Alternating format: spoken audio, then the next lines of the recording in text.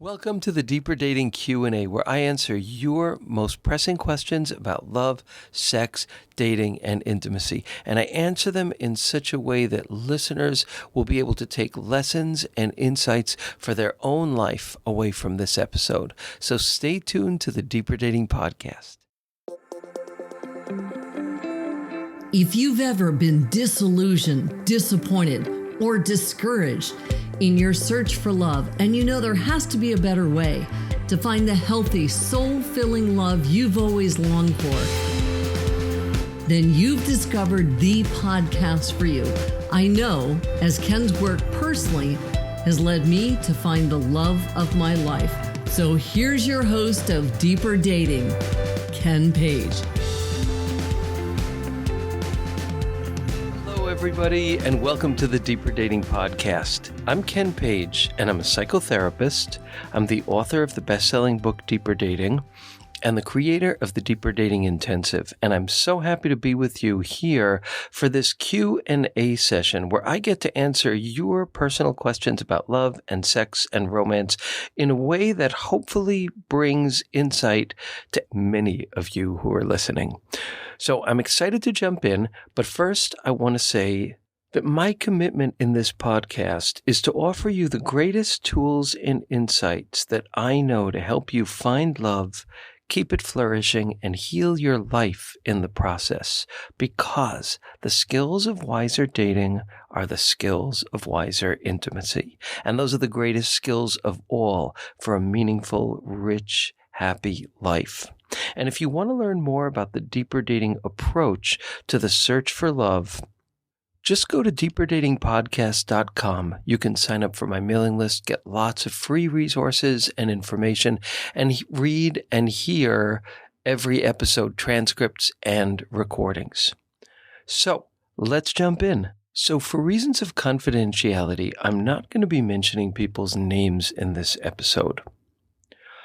One woman called in and explained that there were these two different guys that she was dating, and one of them she was super attracted to.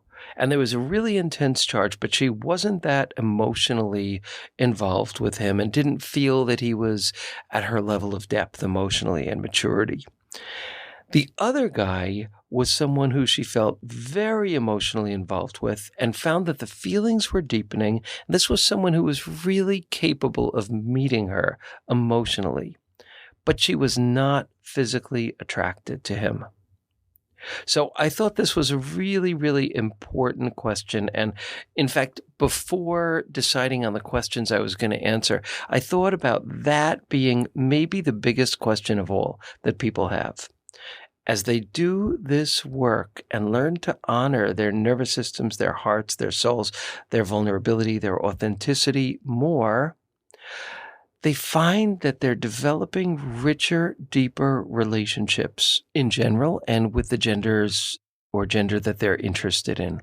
But sometimes they end up in a situation where all of these kind of shifts that we talk about here are actually coming true for them. And they're thrilled about that. And they're thrilled about this new person, but they're either not sexually attracted or they're not sexually attracted enough.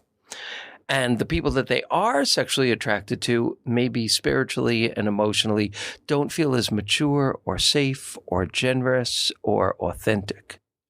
So the first thing I want to say, and I want to say this so many times, I just think that people who are doing this different work here of building their circuitries of attraction to healthy relationships really need to know that you do not need to be with someone who you're not physically attracted to, nor should you be with someone who you're not physically attracted to. We talk about this a lot in the Deeper Dating Intensives, and also in Chapter 11 in my book, Deeper Dating, we spend a lot of time with that as well because it's such a big and important subject.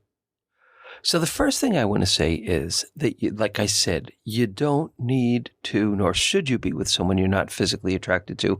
That kind of like forcing of self is a kind of cruel thing. And as a gay man, I spent years doing that to myself. I intimately know that pain. So one of the questions that I have for the person who asked this is, Have you been physically and sexually attracted to this person? If you've never been physically or sexually or erotically attracted to this person, that's one thing. If you've been dating this person for a good while and you have never been physically attracted, it's probably not a romantic and erotic match. It might become that at some point. It's even possible that if you let yourself off the hook and give yourself space and don't demand that you feel sexually toward this person, that eros can blossom. But you kind of pretty much need to assume that it's not there, and to the best of your knowledge, it's not going to blossom, and you need to let them know. And you need to, I encourage you to treasure the emotional and spiritual and intimacy growth that allowed you to meet someone so wonderful and connect with him. The other guy, the guy with whom there's this really hot romantic and sexual charge, the questions to ask are, what is this person's character like? Do they have an addiction issue? Do they have a serious mental health issue that's not treated? Are they wonderful? Are they decent? Are they kind? Are they honest? Are they essentially available? If all of those things are true, and there's a quality of like some immaturity or lack of depth, work on it. See what you can develop with that person, because why not? There's this wonderful erotic charge, and that is a really great thing. But if your gut tells you that this is not someone who has the capacity to relate in the kind of deep way that you're looking for, and again, different people relate deeply in different ways. Some people do it non-verbally. Some people are not so great with the words, but they're great with the presentness. They're great with the generosity. They're great with the decency and the truth. Other people are really good with words, but maybe not so good with the other things, and that's not so great. The question to ask, and I'm going to be talking about this in another answer to another question, is, does your soul feel safe with this hot and sexy guy? Is there this quality of decency and generosity and goodness where even if it's hard, this guy still tries to be decent and caring and honest? If so, those are great things. If not, this really might not be the best match. If you are going through a kind of change here with this mindful approach and heart-based approach to finding love, you might be moving away from these real hot types that really scratch the itch when it works right and kind of torture you when it doesn't work right. Losing your taste for that and developing your taste for available people. If you historically have chosen people who don't treat you right or are not available, you will probably find yourself either less interested or more judgmental or more distancing of people who really are available, because your psyche isn't used to it and because it's an entirely different level of risk. So our being doesn't experience it as, oh, this is scary. We shove away the possibility of true presence and intimacy by saying, this is boring, this is not exciting. So with this guy, are there things about him that are sexy to you, or sort of sexy, that you could kind of slightly fetishize or think about or fantasize about? Are there things that are not full-on sexual, but like holding hands or touching or playing with his hair, that feel like something you would really like to do, even though you don't want to go to more intense sex? See if you can let yourself do that. Are there things that turn you on to do that you could, in your own private life, fantasize about doing with him? Because it's a really good thing to consciously cultivate fantasy, turn on, and all of that with someone who's a wonderful person. There's nothing better. That's the place to be doing that. And I would say, if you're seeing this person, even if you're not sure, if there are impulses to maybe just do something, ask him if that's okay to just do that and not do anything more. And you might find especially if you don't pressure yourself and you go with your not only turn-ons, but your pacing and your deeper emotional self, that Eros actually begins to grow. This is a way that we can have some degree of mastery around Eros. We can't force Eros. We can't force turn-on, but we could play with it. We could knead it. We could fantasize. Where feelings are deepening, sometimes just touching fingers or just touching hands or eye gaze or sharing something deeply vulnerable invite Eros to kind of come alive. But there can't be pressure and there needs to be joy. There needs to be joy in some of this process of fueling Eros. So I would say both of these guys are worth exploring if the character is good in this like super hottie guy. But don't force yourself to feel like you need to be sexual. To me, you've described huge learning because you described that you're using this kind of work and these lessons and what you've learned here, and you're finally meeting somebody who's a deeper, richer, more present person. That's what happens when we do this conscious authenticity intimacy journey. So 3 cheers for that. Next, we had someone who reached out and said, I need advice for high empath, highly competent people. I'm a really highly competent person. I'm a high empath. I know how to give. I know how to do. I know how to listen. I know how to be there. But I just don't see the signs. I have so much to give, but again and again, I date people where I don't see the signs and they can't match me. They can't give like I can give. They're just, they can receive, but they can't really be present for that. And they ultimately really disappoint me. So what's your advice for high empath people who just don't see the signs? And she said, should I just go slower? Is that going to help at all? So I want to share a couple thoughts here. Yeah, going slower is a really, really, really good thing because there might be this sense of enthusiasm and excitement which should be relished and treasured and not squashed. But you want to know the person's character. How do you find out the person's character? By practicing deep authenticity. This is a very, very rich question.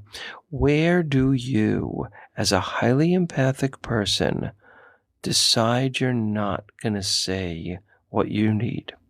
Where do you decide not to say, hey, that kind of hurt my feelings? Or could you frame it this way instead? Or I didn't feel heard.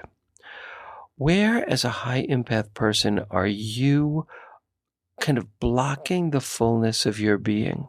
Because if you want to find out if this is the right person for you, you need to show the fullness of your being. And that is how you will learn if this is a good match and what this person's character is. So that's one rich question, is how are you eclipsing your power, your tenderness, your presence, and your needs in order to keep the relationship going? And if you are, that's the gold zone, baby.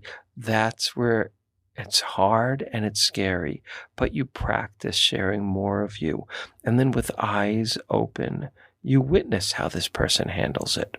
These are skills that we need to learn. And this is why I say that the single most important question, kind of the question we should live with as our priority, and everything else will kind of cascade down out of this top tier question, which is, does my soul feel safe with this person? Does my deep self feel safe with this person? And not like episodically safe, but in fact, essentially safe. Here's another question, and this is a rich piece of work. It's something that in our intensive we spend a lot of time with. I spend a lot of time with this, about this in my book and my course, because it's so hugely important.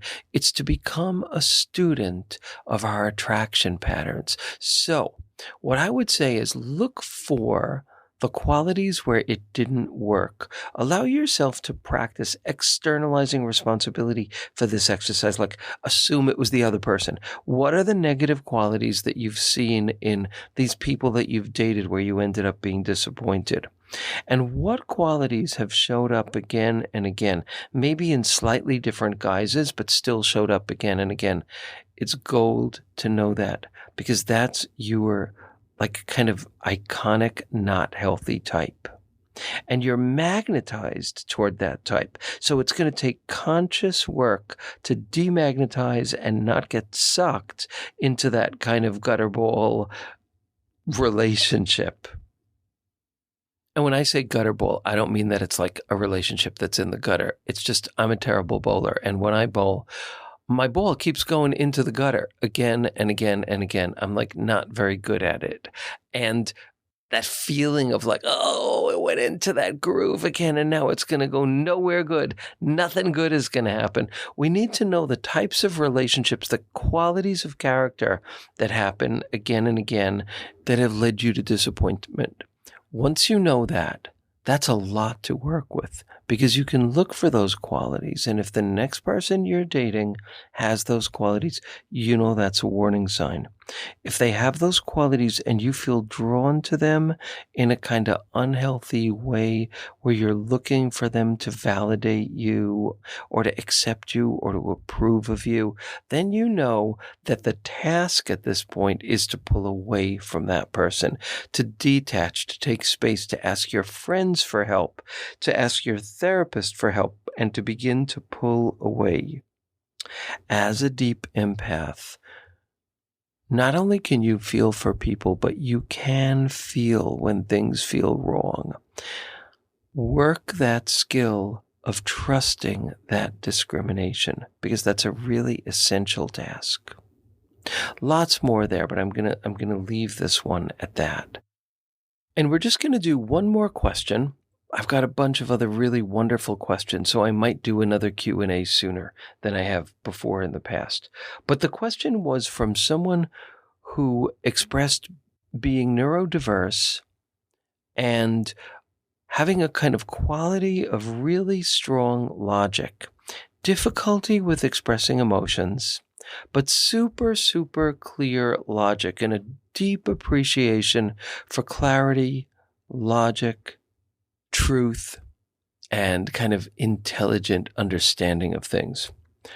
So she said that people that she has dated, it's been difficult for her because they want her to be able to express things more emotionally or be able to operate more richly and fully on kind of more emotionally expressive tracks. And they don't necessarily appreciate or validate the beautiful clarity and logic of her intellect. So her question is, what do I do? Do I just date other people who are neurodiverse in a similar way to me, who also really, really understand and appreciate that quality of logic and don't get lost in emotion land, which will make me feel safer? Or do I work on these skills of developing these qualities and run the risk of being hurt, not seen, and not understood? So that's a rich and fabulous question. And first, congratulations on the self-honoring of understanding these aspects of yourself and also seeing the gifts in them so clearly. That's huge, huge progress. And I would give this one a both and answer. One thing's for damn sure. You definitely need to be with people who don't shame you, blame you, and have like a lot of space for the beauty of your intellect, your clarity, and your logic. They've got to love that stuff. That has to be loved because it's so much of who you are. If they tweak you and encourage you a little bit, if they get impatient somewhat now and then, if they ask you for more emotional expression, but they treasure these other parts of you, maybe that's not so bad. I think it's good to honor your dominant quality, love it as I hear that you're doing, dignify it, absolutely, but in a gentle way, cultivate the skills to be able to deepen your emotional expression and get support in doing that too, because that's just a really good thing to do. So, dear folks, There's so much more, but for now, we're going to need to close, and I look very forward to seeing you on the next episode of the Deeper Dating Podcast. And if you like what you're hearing here, I would love it if you could subscribe and leave me a review on iTunes or Spotify or anywhere. So thank you so much, and I look forward to our next time together.